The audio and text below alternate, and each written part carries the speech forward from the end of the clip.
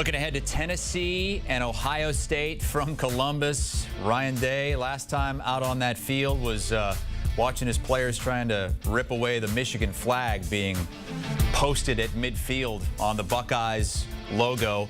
Ohio State a 7.5-point favorite in this game. Ryan Day has not fared well in huge games. He's 1-4 against Michigan. He's lost 4 straight there.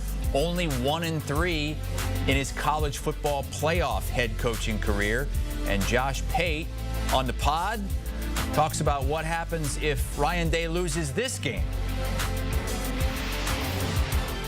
All hell breaks loose if they lose against Tennessee. I don't know exactly what that entails, but I think the opportunity for the dynamic to come off the rails is real there. I mean, Ryan Day losing his job is what I'm talking about.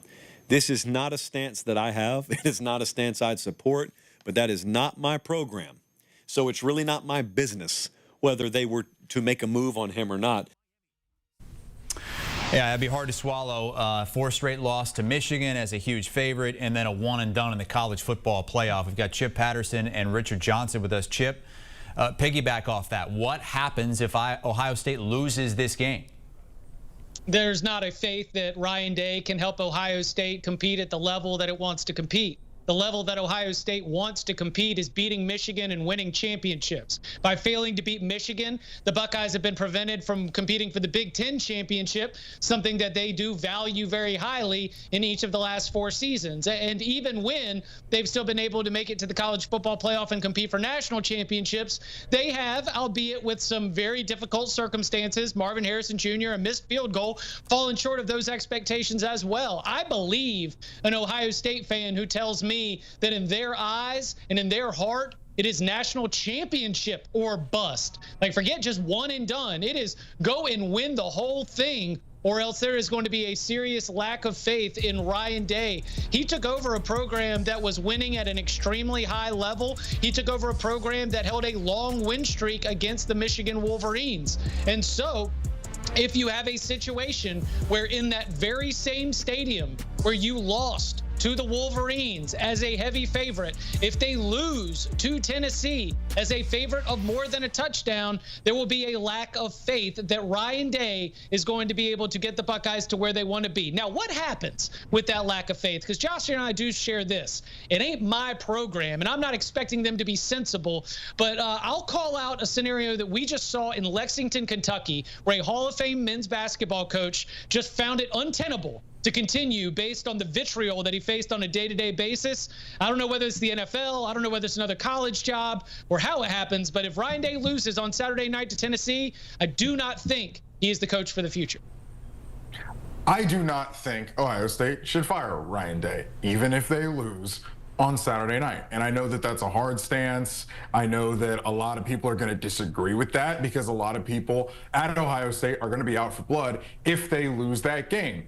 I think that in college sports, it's really easy to just fire the coach. In sports in general, it's really easy to just fire the coach and say, we'll get a new regime in and we'll figure it out. It's a lot harder to stand behind the guy and devote more resources, allocate more resources to him, and find a way to come together as an organization to get where you want to go. I know that they've changed out the defensive coordinator, bringing in Jim Knowles a couple of years ago. Ryan Day gave up the controls at the offense, gave it to Chip Kelly last year to bring that in. And they've got a tremendously talented roster. At some pieces, it's about as talented as money can buy with what they did through the portal last year, adding a Caleb Downs, adding a Will Howard, adding a Quinshad Judkins, and it hasn't panned out. I think you try to run it back probably with a different quarterback, that you go get in the portal and you try to do this again with a lot of the same parts to the team. You're going to have some guys who are going to go to the draft. You understand that. You're Ohio State. But for the most part, you can get, especially through the portal, some different pieces and try to do this again.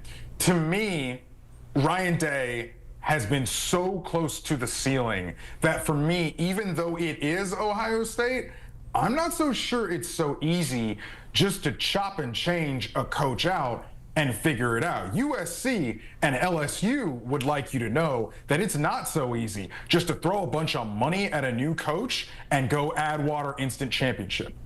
Ohio State is upset because they're not winning these big games. While on the other side, Tennessee hasn't even played in a game this big since Phil Fulmer was the head coach there. You got to go back 15 plus years. Richard, are they ready for the magnitude of this game? I think their defense is. I think their fans are on social media with what this little checkerboard Ohio Stadium stuff they're talking about, which I'm really getting a chuckle about. But I don't know that their offense is, because I don't know that their quarterback is. Nico Iamaleava has struggled this year. He's struggled to hit the deep balls. He's struggled against drop 8 coverage where defenses only rush 3, and they make him be accurate on time into flooded zone coverage in the passing game. Nico has missed deep shots in the passing game, in the vertical passing game. And with that Tennessee offensive system, the vertical passing game is really what makes this thing go. If they didn't have Dylan Sampson at running back playing as well as he was, I think Tennessee would be in some serious trouble. But they have Dylan Sampson, they have a really good defense, and they've been able to kind of navigate, besides the loss to Georgia in November, through this slate unscathed after that embarrassing loss to Arkansas. But I'm just not so sold on this Tennessee team. When we get to picks, I'll talk about it. I just don't know that they have enough to go shot for shot with this Ohio State team if this thing gets into a track meet or any semblance of it, even in bad weather. You saw those numbers since 2007. They've lost 21 straight road games against AP top 10 teams. Many of those have been blowouts. They're getting 7.5 points here at the Horseshoe Chip. Who do you like? What picks do you like? And who advances in the bracket? Ohio State's the better team in a simulation, on paper, in the models. College football ain't played there, and it certainly ain't going to be played that way on Saturday night when everything is weighing on top of the Horseshoe, when all of those fans are feeling the weight of that moment and the weight of what it means for the future of the Ohio State football program. If Ohio State plays to its potential, they win this game and run away with it. My pick, my best bet, is that they won't. Is that they will play down to Tennessee. And that allows Tennessee's strengths to come to light. Tennessee's defensive line that Richard was just talking about, getting pressure on Will Howard, a quarterback who, by the way, has a lot of whoopsie-daisy king inside when he's under pressure.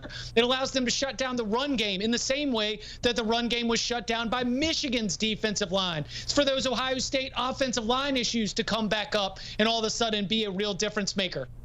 Guys, I've got Tennessee covering the spread. I've got Tennessee advancing, and I feel like it's a lot of negativity here, but I think Tennessee is just good enough to pull it off, and I just do not trust Ohio State to be as good as they are on paper. I got Ohio State. I got Ohio State covering. I got Ohio State by 2 scores. I think with multiple weeks to plan for this game, cream will rise to the top, and cream is Ohio State. I think Ohio State's defense is the thing we haven't really talked near enough about. Nobody, and I mean nobody, outside of Oregon has been able to do anything against this Ohio State defense. I don't think Tennessee is going to be that team. Buckeyes move on for me. Speaking of Oregon, that's the matchup. If Ohio State wins this game, they go to the Rose Bowl. They face an Oregon team that they almost beat in Eugene. That's the only potential regular season matchup that we would get in the first or second round to this point. We've seen that game, Chip. What if it's Tennessee, though? What would Tennessee against Oregon look like? Oh, Oregon rolls. Oregon is more well-rounded, more well-balanced. As Richard mentioned earlier, Nico has not been good, and this passing attack is 12th out of 12 in terms of pass EPA among the 12 college football playoff teams. And I just think that the Ducks really don't have a lot of weaknesses. In fact, the only weakness that I was able to find for Oregon was third quarter scoring. Because everywhere else, they're one of the best teams in the whole daggum country, running, passing, defending the run, defending the pass. I think that the Ducks are in a position where they are huge Tennessee fans, because Ohio State beating Tennessee, especially the way that RJ just had it right there, is Ohio State living up to the reputation, maybe for only the second or third time all season long. If they can bring that rhythm, if they can bring that confidence into the Rose Bowl, then Oregon might be in trouble. If it's Tennessee, I think the Ducks just motor through them and advance to the semifinals. Richard, you said you see Ohio State winning by multiple scores in this game. Moving on to get that rematch with Oregon, what do you think that rematch would look like in the Rose Bowl? Hard to beat a team twice, but a total toss-up. Remember, Oregon only won that game by 1 point, primarily because Ohio State ran out of time. Oregon was able to do some things to steal some possessions back and gain some edgewise advantage. I think Ohio State could take it the second time around, though. All right, we'll see. It's maybe the most interesting first-round game of them all, with everything on the line in the playoff and maybe Ryan Day's job on the line as well. Ohio State 7.5-point favorites against Tennessee.